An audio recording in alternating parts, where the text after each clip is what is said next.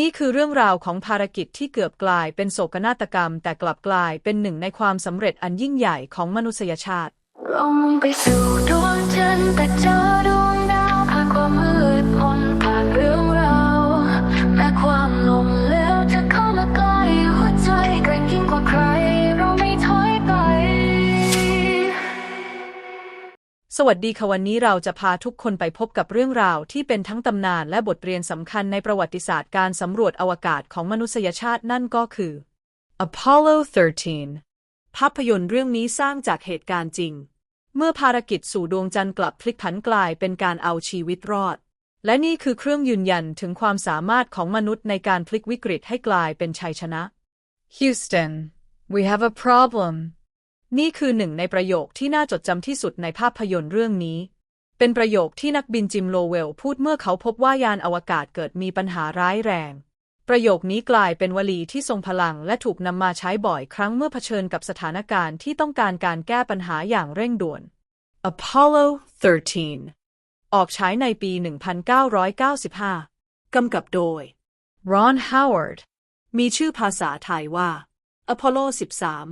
ผ่าวิกฤตอวกาศ Apollo 13 เป็นภาพยนตร์ที่ถ่ายทอดพลังของความมุ่งมั่นความร่วมมือและสติปัญญาในการเผชิญหน้ากับสถานการณ์ที่ไม่คาดคิดภาพยนตร์เรื่องนี้แสดงให้เห็นถึงความสามารถของมนุษย์ในการไม่ยอมแพ้แม้จะตกอยู่ในสถานการณ์ที่แทบไม่มีทางรอดความมุ่งมั่นของนักบินบนยานและทีมสนับสนุนบนโลกแสดงให้เห็นว่าการทำงานเป็นทีมและการคิดนอกกรอบสามารถเอาชนะอุปสรรคที่ดูเหมือนจะเป็นไปไม่ได้ให้สำเร็จจนได้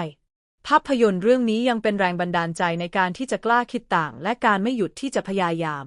อพอลโล 13 ทำให้เรารู้สึกว่าถึงแม้ในชีวิตจะเจออุปสรรคหรือปัญหาใหญ่แค่ไหนหากว่าเรายังมีความหวังมีทีมงานที่เข้มแข็งและไม่หยุดที่จะหาทางออก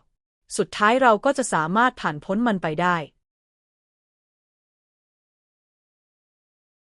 ภาพยนตร์เรื่องนี้สร้างจากเหตุการณ์จริงของภารกิจอพอลโล 13 ที่เกิดขึ้นในปี 1970 ย้อนกลับไปช่วงปลายทศวรรษ 1960 ถึง 1970 โลกกำลังตื่นเต้นกับการสำรวจอวกาศโดยเฉพาะสหรัฐอเมริกากับโครงการอพอลโลของนาซาที่มีเป้าหมายยิ่งใหญ่คือการส่งมนุษย์ไปเหยียบดวงจันทร์ในค่ำคืนของวันที่ 20 กรกฎาคม ปี 1969 โลกทั้งใบกำลังจับจ้องไปที่หน้าจอทีวีขณะที่นักบินอวกาศนีล อาร์มสตรองก้าวเท้าลงบนพื้นผิวดวงจันทร์จิมโลเวลนำแสดงโดยทอม แฮงค์นักบินอวกาศที่เคยโคจรรอบดวงจันทร์กับภารกิจอพอลโล 8 กำลังนั่งชมเหตุการณ์สำคัญในครั้งนี้กับครอบครัวและเพื่อนฝูงของเขาแต่ส่วนลึกในใจของเขาก็มีความฝันเช่นเดียวกันว่าสักวันหนึ่งเขาจะได้เป็นส่วนหนึ่งของผู้ที่ได้ไปเหยียบดวงจันทร์แบบนี้เหมือนกันจากการที่โครงการประสบความสำเร็จอย่างงดงามในภารกิจอพอลโล 11 และอพอลโล 12 ทำให้มนุษย์มีความมั่นใจว่านี่คือจุดเริ่มต้นสู่ก้าวต่อไปอันยิ่งใหญ่หลังจากอพอลโล 11 ลงจอดบนดวงจันทร์ได้สำเร็จคำถามต่อมาคือยังจะมีอะไรที่ท้าทายมากกว่านี้ได้อีกและหนึ่งในนั้นก็คืออพอลโล 13 ในเวลา 3 เดือนต่อมาความฝันของจิมโลเวลก็ดูเหมือนใกล้จะเป็นความจริงเมื่อได้รับแจ้งข่าวว่าเขาและทีมของเขาซึ่งประกอบไปด้วยเฟร็ด เฮย์นำแสดงโดย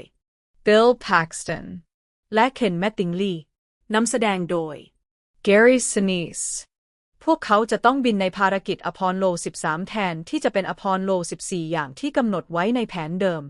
แม้การเปลี่ยนแปลงจะกระทันหันแต่จิมโลเวลก็ยินดีที่จะเดินหน้าสู่ความท้าทายในครั้งใหม่นี้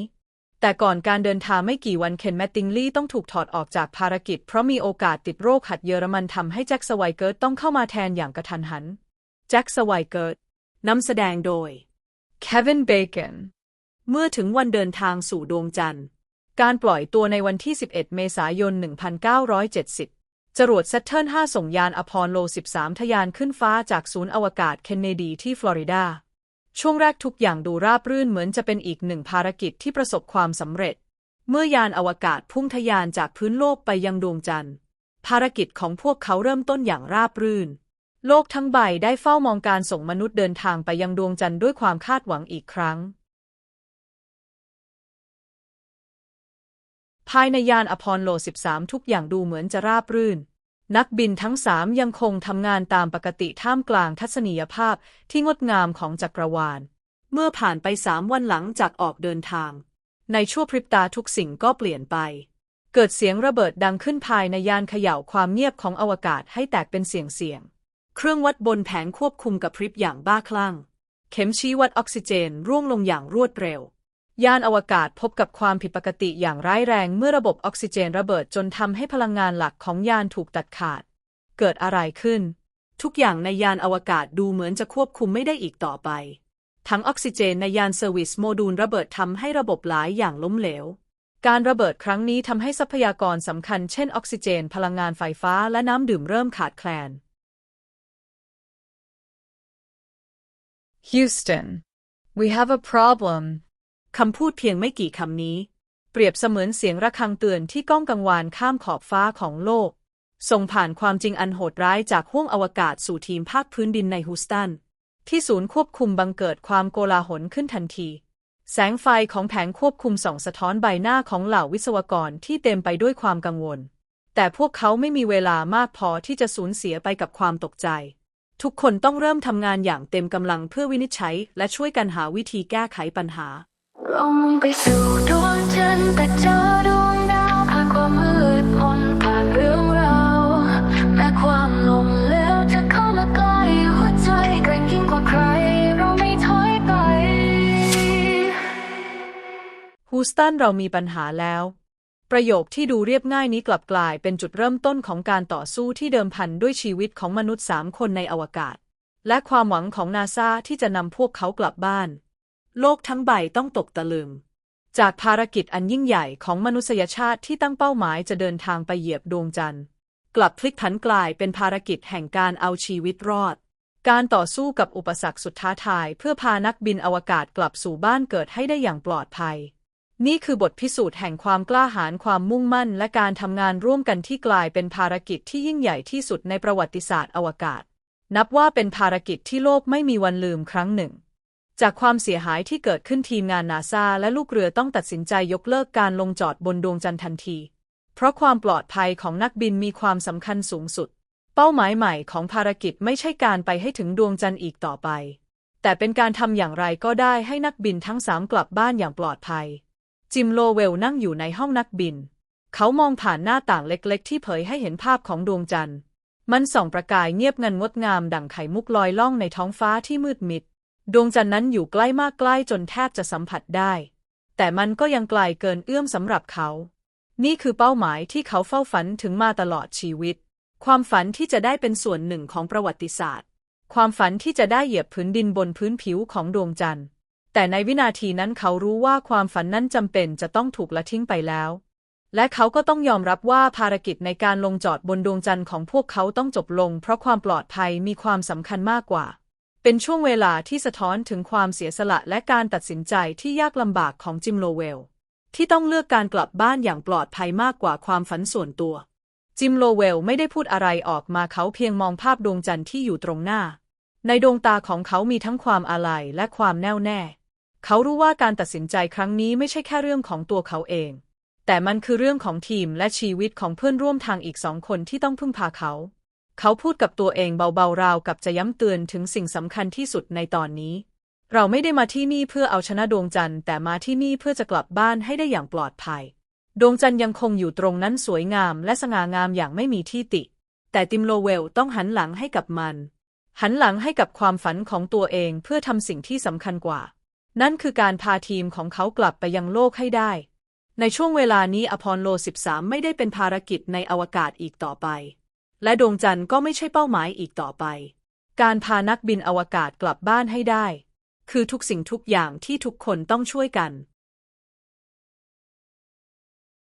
ในขณะที่ทีมภาคพื้นดินที่ศูนย์ควบคุมภารกิจฮูสตันนำโดยยีนแครน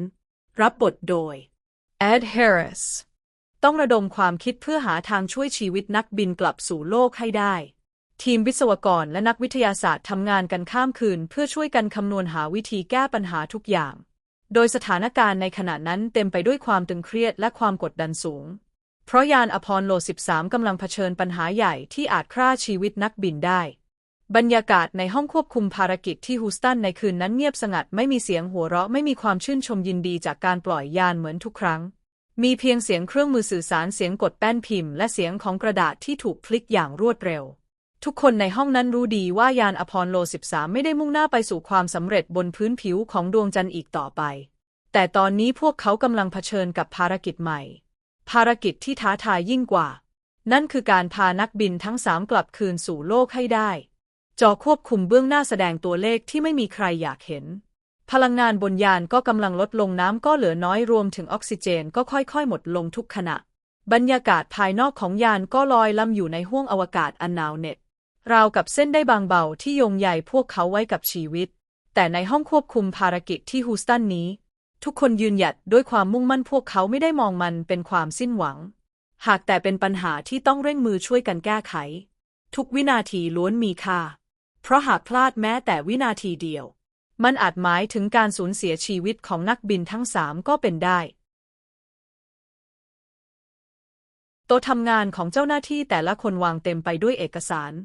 คำสั่งที่ถูกเขียนและถูกขีดค่าแผนการที่ถูกคิดขึ้นท่ามกลางความเครียดที่บีบคั้นมีเพียงสมาธิและความเงียบที่ปกคลุมอยู่ภายในห้องนั้นทุกดวงตาจับต้องไปที่ข้อมูลตรงหน้าถึงแม้ร่างกายจะอ่อนล้าแต่สมองยังคงวิ่งเต็มไปด้วยกำลัง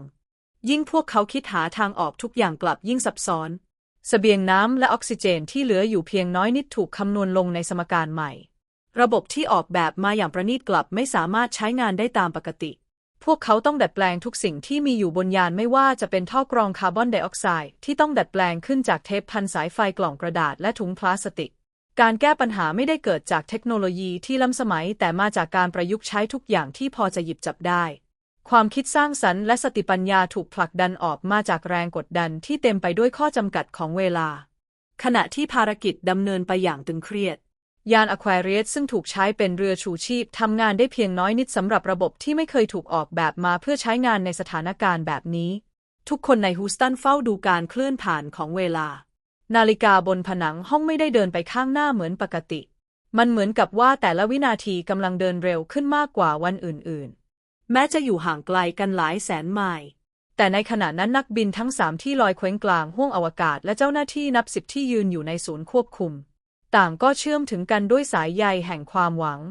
สายตาของพวกเขายังจับต้องไปที่จอข้อมูลที่ส่งสัญญาณมาอย่างไม่ยอมแพ้ทุกการคำนวณทุกคำสั่งถูกกลั่นกรองมาจากความพยายามสูงสุดของทีมภาคพื้นดิน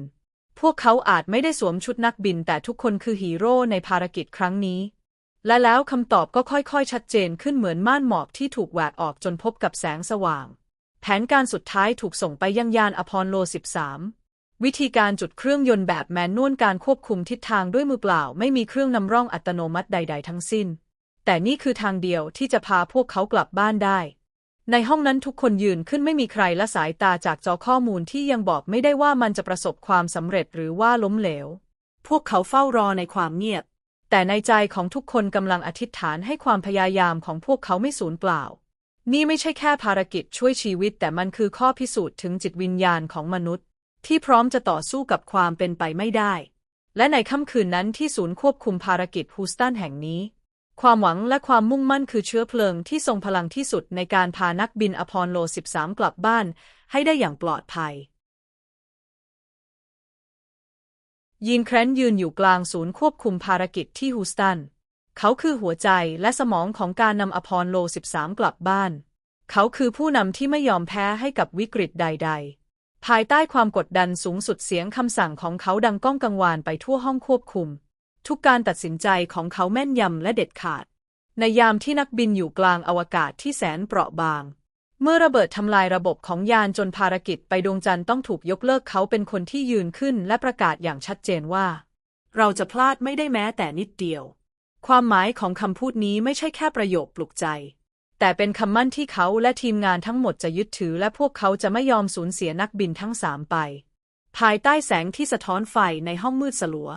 เสียงโทรศัพท์ที่ดังระรัวการแลกเปลี่ยนข้อมูลที่ไม่หยุดหย่อนและความเครียดที่ถาโถมยีนแครนยังคงยืนหยัดอย่างมั่นคงเขาเป็นเสาหลักที่คอยประคับประคองทีมงานเมื่อทุกคนกำลังหาคำตอบเขาเป็นผู้ที่แปลวิกฤตให้กลายเป็นแผนการกอบกู้ชีวิตเขากำกับและประสานงานระหว่างทุกฝ่ายทั้งวิศวกร นักคำนวณและทีมภาคสนามเพื่อคิดค้นวิธีแก้ปัญหาที่ไม่เคยมีใครเคยเจอมาก่อนไม่ว่าจะเป็นการประหยัดพลังงานการดัดแปลงระบบฟอกคาร์บอนไดออกไซด์หรือการคำนวณการนำยานกลับเข้าสู่วิถีโคจรเขาคือผู้บัญชาการที่เชื่อมความหวังของโลกกับความเป็นจริงบนยานอวกาศอีกหนึ่งคนที่มีบทบาทสำคัญก็คือเคนแมตติงลีย์นักบินอวกาศผู้ถูกถอดออกจากภารกิจเพียงไม่กี่วันก่อนการปล่อยยานเพราะเสี่ยงติดโรคหัดเยอรมันเขาได้กลายเป็นฟันเฟืองสำคัญที่ช่วยชีวิตเพื่อนร่วมทีมแม้จะไม่ได้อยู่บนอพอลโล 13 แต่เคนแมตติงลีย์กลับเป็นกำลังหลักที่ทำงานจากภาคพื้นดินในขณะที่ยีนแครนนำทีมที่ฮูสตันเพื่อกอบกู้สถานการณ์เคนแมตติงลีย์กลายเป็นดั่งเงาของนักบินที่ยังคงทำหน้าที่อยู่บนยานเขาเข้าไปในเครื่องจำลองเพื่อทดสอบทุกวิถีทางที่จะช่วยให้นักบินทั้งสามสามารถนำพลังงานที่จำกัดกลับมาใช้ได้อย่างปลอดภัยแสงไฟริบหรี่ในห้องจำลองและความเงียบที่แทรกด้วยเสียงเครื่องมือดังกระทบเขาทดลองซ้ำแล้วซ้ำเล่าเพื่อหาลำดับการเปิดระบบไฟฟ้าในคอมมานด์โมดูลที่จะไม่ทำให้แบตเตอรี่หมดลงในยามที่โลกเฝ้ารอด้วยความหวังที่ริบหรี่เคนแมตติงลีย์คือนักแก้ปัญหาที่อยู่หลังฉากเขาแบกรับภาระของความคาดหวังทั้งหมดเอาไว้หัวใจของเขาไม่เคยละทิ้งทีมที่เขารักแม้จะไม่ได้ขึ้นไปสัมผัสดวงจันทร์ด้วยตัวเองแต่สิ่งที่เขาทำคือการช่วยชีวิตนักบินทั้ง3 คนให้กลับบ้านได้อย่างปลอดภัยและกลายเป็นส่วนหนึ่งของปาฏิหาริย์ที่เกิดขึ้นในครั้งนั้นแผนฉุกเฉินได้เริ่มต้นขึ้นพวกเขาตัดสินใจปิดระบบที่ไม่จำเป็นทั้งหมดในคอมมานด์โมดูลเพื่อเก็บพลังงานไว้ใช้ในช่วงเวลาสำคัญขณะที่นักบินต้องกลับสู่โลกและย้ายให้นักบินไปอาศัยอยู่ในลูน่าโมดูลหรือยานอควาเรียสที่ถูกออกแบบให้ใช้ลงจอดบนดวงจันทร์แต่ตอนนี้มันต้องกลายมาเป็นเรือชูชีพแทนในขณะที่นักบินก็ต้องเอาชีวิตรอดให้ได้ในลูน่าโมดูล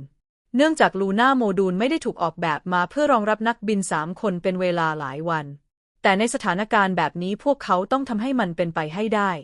ภายในยานทุกอย่างเป็นเพียงพื้นที่แคบๆอากาศเริ่มอับชื้นและอุณหภูมิก็ลดต่ำลงเรื่อยๆไอเย็นลอยจากลมหายใจที่กำลังเหนื่อยล้าทำให้นักบินต้องซุกตัวแน่นเข้าหากันเพื่อสร้างความอบอุ่นพวกเขาต้องประหยัดน้ำทุกหยดรวมถึงออกซิเจนที่มีอยู่จำกัดและแล้วปัญหาใหม่ก็เกิดขึ้นเมื่อระดับก๊าซคาร์บอนไดออกไซด์เริ่มสูงขึ้นซึ่งหากไม่มีการแก้ไขนักบินอาจหมดสติและเสียชีวิตทีมฮูสตันต้องคิดค้นเครื่องกรองอากาศแบบฉุกเฉินโดยใช้วัสดุที่มีอยู่บนยานเช่นเทปพันสายไฟกล่องกระดาษและถุงพลาสติกด้วยคำแนะนำจากฮูสตันนักบินสามารถประกอบเครื่องกรองอากาศขึ้นมาได้สำเร็จทำให้พอจะช่วยยืดระยะเวลาการอยู่รอดของพวกเขาออกไปได้อีกระยะหนึ่งและแล้วแผนการกลับบ้านโดยใช้แรงโน้มถ่วงของดวงจันทร์ก็เป็นอีกหนึ่งแผนที่ถูกหยิบขึ้นมานั่นคือการใช้แรงโน้มถ่วงของดวงจันทร์เหวี่ยงยานกลับสู่โลกหรือที่เรียกว่า Free return trajectory อยากให้ลองนึกภาพว่าหากคุณดึงหนังสติ๊กให้ตึงดวงจันทร์จะเป็นเหมือนหนังยางที่ดึงยานอวกาศเข้าไปแล้วปล่อยออกมาในทิศทางที่ต้องการแต่ทุกอย่างต้องถูกคำนวณอย่างแม่นยำหากผิดพลาดไปเพียงองศาเดียวยานอวกาศอาจพุ่งออกไปสู่อวกาศตลอดกาลในขณะที่นักบินมองเห็นพื้นผิวของดวงจันทร์ใกล้เพียงแค่เอื้อมแต่พวกเขาต้องหันหลังให้มันเพื่อมุ่งหน้ากลับสู่โลกแรงโน้มถ่วงของดวงจันทร์ดึงยานอวกาศเข้าใกล้และช่วยส่งยานอวกาศกลับมาในเส้นทางที่ถูกต้องทำให้ทีมฮูสตันโล่งใจไปเปราะหนึ่งแต่นั่นยังไม่ใช่จุดสิ้นสุดของภารกิจนี้การกลับสู่โลกคือช่วงเวลาที่ตึงเครียดที่สุดก่อนจะกลับเข้าสู่ชั้นบรรยากาศโลกนักบินต้องทำการแยกลูน่าโมดูลออกและเปิดระบบในคอมมานด์โมดูลอีกครั้งนี่คือช่วงเวลาที่สำคัญที่สุดพวกเขามีพลังงานเหลือเพียงน้อยนิดทุกการเปิดสวิตช์ต้องทำตามขั้นตอนที่วิศวกรภาคพื้นดินคำนวณไว้ล่วงหน้านักบินต้องนำยานเข้าสู่ชั้นบรรยากาศโลกในมุมที่พอดีเพราะถ้าต่ำเกินไปยานอาจเผาไม่ไปกับชั้นบรรยากาศหรือหากสูงเกินไปยานอาจเด้งกลับออกสู่อวกาศและไม่มีวันหวนกลับมาได้อีกและแล้วการเผาไหม้ของยานก็ทำให้เกิดปรากฏการณ์ blackout หมายความว่าเป็นช่วงเวลาที่การสื่อสารกับศูนย์ควบคุมจะขาดหายไปปกติช่วงเวลานี้จะใช้เวลา4 นาทีแต่เมื่อถึงนาทีที่5ก็ยังไม่มีเสียงใดๆจากนักบินออกมาเมื่อนาทีที่6ผ่านไปทุกคนที่ฮูสตันต่างเริ่มพากันลุ้นจนแทบกลั้นหายใจเพราะกลัวว่ายานอาจถูกเผาไหม้ไปกับชั้นบรรยากาศเสียแล้ว จนกระทั่งเมื่อมีเสียงจากยานดังขึ้นฮูสตันเรากลับมาแล้วทันใดนั้นเสียงเฮลั่นจึงดังขึ้นภายในห้องควบคุมภารกิจพวกเขาช่วยให้นักบินทั้ง3รอดชีวิตกลับมาได้อย่างปลอดภัยบทเรียนที่ได้จากอพอลโล 13 ก็คือภารกิจนี้อาจไม่ได้นำมนุษย์ไปเหยียบดวงจันทร์แต่สิ่งที่ยิ่งใหญ่กว่านั้นคือบทพิสูจน์ของการไม่ยอมแพ้แม้ในยามที่เผชิญกับวิกฤตที่แทบเป็นไปไม่ได้แต่ด้วยความคิดสร้างสรรค์ทีมเวิร์กและจิตวิญญาณของนักสู้ทำให้อพอลโล 13 กลายเป็นตัวอย่างของชัยชนะท่ามกลางความสิ้นหวังยีนแครนและทีมงานของเขาได้พิสูจน์ให้เห็นว่าจะต้องไม่มีพื้นที่ให้กับความล้มเหลวตราบใดที่เรายังมีความหวังหลงเหลืออยู่สรุปเหตุการณ์สั้นๆก็คือถังออกซิเจนระเบิดทำให้ระบบพลังงานล้มเหลวนักบินต้องย้ายไปยังลูน่าโมดูลเพื่อเอาชีวิตรอดนักบินต้องประหยัดทรัพยากรสุดขีดพร้อมสร้างเครื่องกรองอากาศจากวัสดุที่มีอยู่บนยานจากนั้นใช้แรงโน้มถ่วงของดวงจันทร์เพื่อเหวี่ยงยานกลับโลกโดยไม่ต้องใช้เชื้อเพลิงมากนักและการกลับเข้าสู่ชั้นบรรยากาศนั้นจะต้องอยู่ในมุมที่พอดี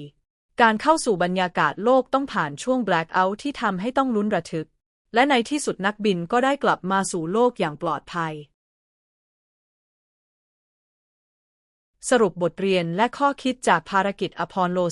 13 ภารกิจนี้อาจดูเหมือนความล้มเหลวเพราะนักบินไม่สามารถลงจอดบนดวงจันทร์ได้ตามแผน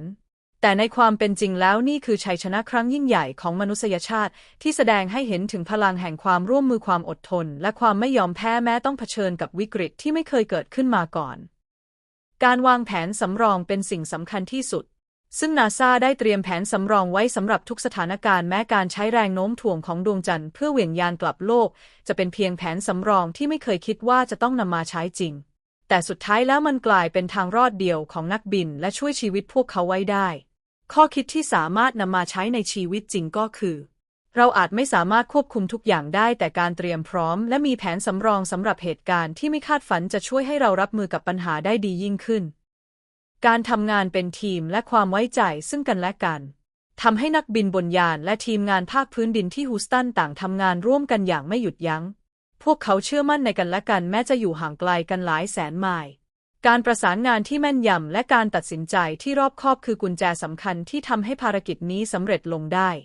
ข้อคิดที่ได้ก็คือความร่วมมือและความเชื่อมั่นในทีมสามารถนำพาเราให้ผ่านพ้นช่วงเวลาที่ยากลำบากที่สุดไปได้เสมอความคิดสร้างสรรค์และการแก้ปัญหาเฉพาะหน้าจากทรัพยากรที่จำกัดนักบินและวิศวกรสามารถคิดค้นอุปกรณ์ต่างๆขึ้นมาได้จากของที่มีอยู่เช่นการสร้างเครื่องกรองคาร์บอนไดออกไซด์จากถุงพลาสติกและเทปพันสายไฟแสดงให้เห็นว่าในสภาวะกดดันความคิดสร้างสรรค์คือสิ่งที่มีค่าที่สุดข้อคิดที่ได้รับก็คือชีวิตเต็มไปด้วยความท้าทายและอุปสรรคแต่หากเราเปิดใจคิดนอกกรอบและปรับตัวกับสถานการณ์เราก็สามารถค้นพบทางออกได้เสมอ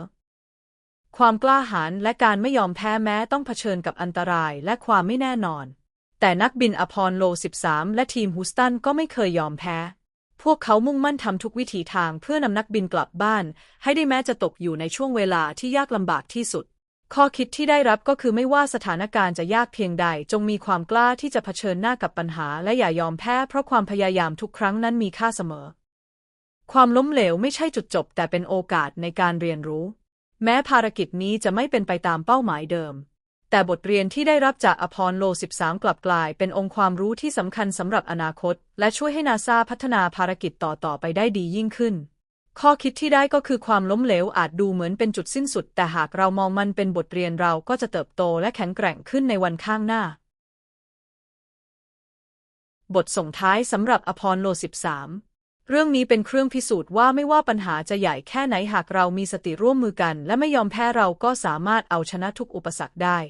นี่ไม่ใช่แค่เรื่องของการเดินทางในอวกาศแต่ยังเป็นแรงบันดาลใจให้กับทุกคนในชีวิตจริงว่าเมื่อมีความมุ่งมั่นและความหวังเราก็สามารถทำทุกอย่างให้สำเร็จได้เสมอ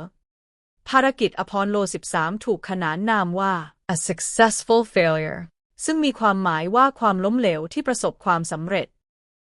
และนี่คือเรื่องราวดีๆที่เราได้ดูและอยากนำมาเล่าให้ทุกคนได้ฟังขอบคุณที่รับชมคลิปของเราหวังว่าคุณจะสนุกและมีความสุขไปพร้อมกันนะคะแล้วมาร่วมเดินทางไปในโลกภาพยนตร์กับเราในคลิปต่อไป เราจะพาคุณย้อนวันๆไปสู่หนังโปรดที่เคยอยู่ในความทรงจำของคุณค่ะ เรามุ่งไปสู่ดวงจันทร์แต่เจอดวงดาวผ่านความมืดมนผ่านเรื่องราวแม้ความล้มเหลวจะเข้ามาใกล้หัวใจแกร่งยิ่งกว่าใครเราไม่ถอยไปในค่ำคืนมืดมิดโลกเฝ้ารอตอนจักรวาลเงียบงันความหวังยังรอดวงจันทร์ที่ฝันต้องปล่อยให้ลอยไปแต่หัวใจเราสว่างกว่าดาวที่อยู่ไกลยานเปราะบางในหัวอวตารกว้างแต่พลังใจคงส่งทางแม้ฝันจะแตกสลายเราสู้โลกไปสร้างตำนานจากเท่าทะเลใต้แสงไฟแม้ดาวลับไปเรายังมีแสงแม้ทางจะมืดเราไม่เคยหมดแรงจากเท่าทางเราจะลุกยืนนี่คือพลังของมนุษย์ที่กล้าเผชิญแม้จะฝ่าขอบฟ้าผ่านไฟผ่านน้ำตาทุกหัวใจทุกความพยายามคือความฝันที่ไม่มีคำว่าหยุดเราจะบินไม่หันหลังมีสู่ฝันสร้างทางเพียงแม้ดวงจันทร์ไกลจะมองไม่เห็นเราจะเปลี่ยนความมืดเป็นแสงเช่นเดิมใช่ยานลอยล่องในแผนไม่มีแผนที่ออกซิเจนต่ำความหวังยังมีฮุสตันสั่งความคิดต้องทุ่งสักทางใหม่แต่ปัญหาที่อื่นใช้แก๊สกับฝันสร้างยานชั่วคราวเตรียมความสิ้นหวังไปกับเรื่องดาวแม้แรงกดดันจะหนักเท่าภูเขาหัวใจเรายังสู้ไม่มีวันหลับเปลี่ยนจากล้มเหลวคือแรงต่อดันไม่มีคำว่าเป็นสุดจนวันนั้นถูกผลักจากห่วงลึกแห่งความหวังเราพร้อมบินไปยังฝั่งผ่านมรสุมเราสร้างเส้นทางด้วยหัวใจกล้าที่พร้อมเดินทางแม้จักรวาลจะทดสอบใจเรายืนหยัดสร้างอนาคตใหม่เราจะฝ่าขอบฟ้าผ่านไฟผ่านน้ำตาทุกหัวใจทุกความพยายามคือความฝันที่ไม่มีคำว่าหยุดเราจะบินไม่มีหันหลังมีสู่ฝันสร้างทางเพียงแม้ดวงจันทร์ไกลจะมองไม่เห็นเราจะเปลี่ยนความมืดเป็นแสงเช่นเดิมนี่คือมนุษย์ที่ไม่เคยยอมแพ้แม้ความล้มเหลวจะทำให้แกลงแต่เราจะฝ่าไปแม้ดวงดาวไกล